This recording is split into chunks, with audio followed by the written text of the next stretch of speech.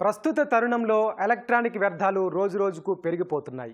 విషపూరితమైన ఈ వ్యర్థాలు పర్యావరణానికి, ప్రజలకు తీవ్రమైన ముప్పుగా మారుతున్నాయి. దీనికి చెక్ పెట్టేందుకు బయోడిగ్రేడబుల్ ఎలక్ట్రానిక్స్ పై పరిశోధనలు చేశాడా యువకుడు.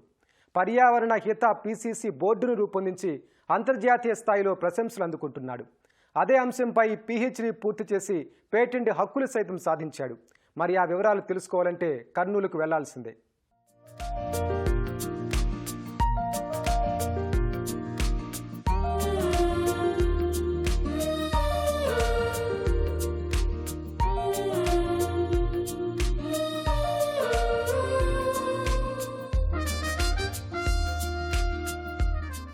ఒకప్పుడు ఎలక్ట్రానిక్ పరికరాలు పాడైపోతే రిపేరు చేయించుకుని వాడుకునేవారు.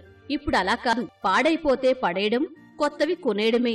సెల్ ఫోన్లు, టీవీలు మొదలు గృహోపకరణాలు, వైద్య పరికరాల వరకు ఇదే తీరు.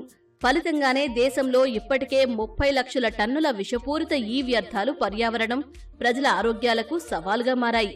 ఇలాంటి పరిస్థితుల్లో బయోడిగ్రేడబుల్ ఎలక్ట్రానిక్స్, సస్టైనబుల్ ఎలక్ట్రానిక్స్ అనే అంశంపై పరిశోధనలు ప్రారంభించాడు కర్నూలు IIIT పరిశోధక విద్యార్థి డోలా సందీప్.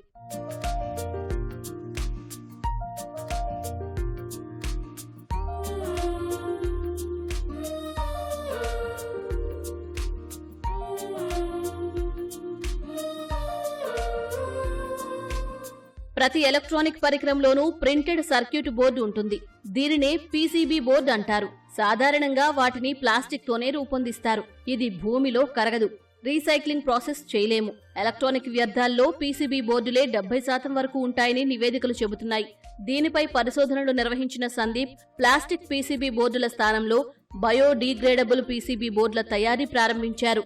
పీసీబీ బోర్డు ప్లాస్టిక్తో తయారవుతుంది. So out of 100% electronics waste, ఈ వేస్ట్లో అబౌట్ 80% అంటే 70% వరకు మనకి పీసీబీ బోర్డు ఒకటే కాజ్ ఉంది. సో దాన్ని రెక్టిఫై చేయడానికి, దాన్ని అడ్రస్ చేయడానికి మేము బయోడిగ్రేడబుల్ ఎలక్ట్రానిక్స్, సస్టైనబుల్ ఎలక్ట్రానిక్స్ కింద ఈ పీసీబీ బోర్డుని డెవలప్ చేస్తున్నాం. నార్మల్ పీసీబీ బోర్డులో ఫైర్ రిటార్డెంట్స్ యూజ్ చేస్తారు సార్. సో ఈ ఫైర్ రిటార్డెంట్స్ అనేవి హార్మ్ఫుల్ కెమికల్స్. సో పీసీబీ బోర్డుని మనం ఎప్పుడైతే దాని లైఫ్ టైం కంప్లీట్ అయిపోయి ఈ వేస్ట్ కింద కన్వర్ట్ అవుతుందో, దాన్ని మనకి రీసైక్లింగ్ ప్రాసెస్ అనేది లేదు. Recycling process as of now ఉన్నది ఏంటంటే షెడ్డింగ్ అన్నమాట. అంటే దాన్ని తుక్కు కింద మార్చేసి దానిలో ఉన్న ఇంపార్టెంట్ మినరల్స్ అన్ని ఎక్స్ట్రాక్ట్ చేసేసిన తర్వాత అది ఇంకా ఈ వేస్ట్ కింద ఉండిపోతుంది. సో అది air pollution and water pollution and land pollution కి మెయిన్ కాజ్ ఉంది. సో ఈ ఫైబర్స్ ని యూజ్ చేసుకొని సింథటిక్ రెజిన్ బదులు బయోడిగ్రేడబుల్ రెజిన్ కి వెళ్ళాం సార్. సో మేము తయారు చేసేది 100% biodegradable sustainable PCB board develop చేసాం. ఈ అంశంపై 3.5 ఏళ్లు పనిచేసి కర్నూలు IIITలో పీహెచ్డీ కూడా సాధించాడు సందీప్. తను రూపొందించిన పర్యావరణ హిత పీసీబీ బోర్డుల విషయాన్ని IEEE climate change journal editorial పేజీలో ప్రముఖంగా ప్రచురించారు. దీని ద్వారా అంతర్జాతీయంగా గుర్తింపొచ్చింది. దీనికి సంబంధించి సందీప్వి 3 పరిశోధన పత్రాలు ఉండగా వాటికి కేంద్ర ప్రభుత్వం 4 పేటెంట్ హక్కులు ఇవ్వటం గమనార్హం.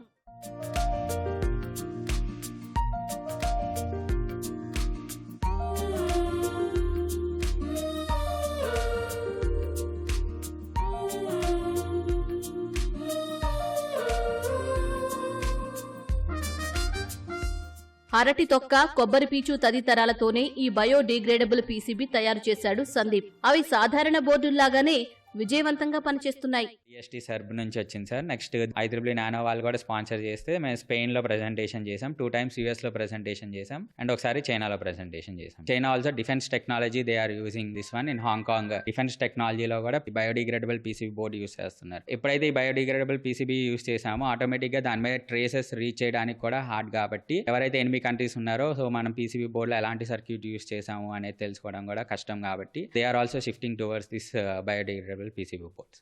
మన గవర్నమెంట్ వాళ్ళు మనకి ఇప్పటికీ 3 పేటెంట్స్ అయితే మనకి ప్రొవైడ్ చేశారు sir. And IEEE climate change అనే జర్నల్ ఉంటుంది సార్. IEEE క్లైమేట్ చేంజ్ వాళ్ళు దీన్ని ఎడిటోరియల్ కింద తీసుకున్నారనమాట మా దాన్ని. సో వాళ్ళు ఏం చెప్తున్నారంటే, so this is a very important study. So ఇలాంటి పీసీబీ బోర్డ్స్ ని యూజ్ చేయడం వల్ల మనం క్లైమేట్ చేంజ్ లో కూడా పార్టిసిపేట్ చేసినట్టు అవుతుంది. తన ఆవిష్కరణపై అమెరికా, చైనా, స్పెయిన్లలో జరిగిన అంతర్జాతీయ సదస్సుల్లోనూ ప్రజెంట్ చేసి మన్ననలు పొందాడు సందీప్.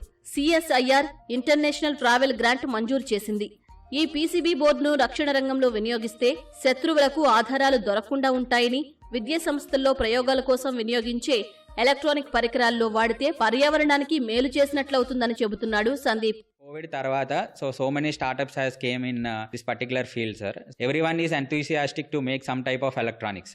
హై స్కూల్ స్టూడెంట్ నుంచి అన్ని ఎడ్యుకేషన్ ఇన్స్టిట్యూట్స్ లో కానీ లేదంటే R&Dలో కానీ మనకి మెయిన్ గా యూస్ చేసేది ఏంటంటే ఎలక్ట్రానిక్స్. సో ఎలక్ట్రానిక్స్ లేదే ఈ రోజు మనకి ఏ డివైస్ లేదు. ప్రతి ఎలక్ట్రానిక్ డివైస్ లో మనకి పీసీబీ బోర్డ్ అనేది heart. After this PCB either మీరు దీన్ని హాబీ కింద చేసుకున్న ఇంట్లో లేదా స్కూల్లో సరదాగా ప్రాజెక్ట్ కింద చేసిన మినీ ప్రాజెక్ట్ కింద చేసిన అవుట్కమ్ ఏంటంటే ఆ ప్రాజెక్ట్ అయిపోయిన తర్వాత ఇట్ టర్న్స్ ఇంటూ ఎన్ ఈ వేస్ట్. సో ఇలాంటి ఈ వేస్ట్ అవుట్ ఆఫ్ ఇండియాలో 100% తీసుకుంటే మనకి మినిస్ట్రీ ఆఫ్ ఎడ్యుకేషన్ వాళ్ళు ఇచ్చింది ఏంటంటే నియర్లీ 30% ఆఫ్ దిస్ ఈ waste comes from educational institutions only అని చెప్పారు. సో దానికోసమని మేము పైలట్ బేస్ మీద ఈ ప్రాజెక్ట్ డెవలప్ చేసాం. సో దీన్ని FR1 బోర్డ్తో మేము రెప్లికేట్ చేయడం కోసం అని చెప్పి ప్రెసెంట్ ఈ బోర్డ్ తయారు చేసాం. సో ఆఫ్టర్ దిస్ వన్ మేము స్కూల్స్ అండ్ కాలేజెస్కి ఈ బోర్డ్ని కమర్షియలైజేషన్ చేసి దీన్ని పైలట్ యూస్ కింద యూస్ చేసిన తర్వాత దాని అవుట్కమ్స్ తెలుసుకోవాలని అనుకుంటున్నాం. స్టార్టప్ కంపెనీలు చాలా వరకు ఎలక్ట్రానిక్ పరికరాల తయారీకి మొగ్గు చూపుతున్నాయి. ఈ నేపథ్యంలోనే తాము రూపొందించే పీసీబీ బోర్డులు భవిష్యత్తులో మార్కెట్ చేయగల రేంజ్కు తీసుకెళ్లేందుకు కృషి చేస్తామని ప్రొఫెసర్ ఈశ్వరమూర్తి చెబుతున్నారు. ప్రభుత్వాలు ఇలాంటి వాటిని ప్రోత్సహించడం ద్వారా పర్యావరణానికి మేలు చేసినట్లవుతుందని వివరిస్తున్నారు. In future, we want to make it as an marketable PCBs so that we can calculate the copper on the whatever we have fabricated substrate, and we like to spread this boards in different applications in biosensor and for enclosures for electronics, which can be used for different applications. Because most of the things that we can simply throwing out without any disposal, though the government is having norms on disposal procedure, but nobody is following in India, and we are not segregating waste properly. So it is very difficult for government to segregate waste in the MPR. So this it will easy for them. Let's say if it is kept on the dump yard itself, it will automatically degrade itself within 10 to 15 years. నిరంతర శ్రమ, పర్యావరణాన్ని కాపాడాలనే బలమైన ఉద్దేశం, ప్రభుత్వ సహాయం సందీప్ ఈ biodegradable board తయారు చేయడానికి ముఖ్య కారణాలుగా నిలిచాయి.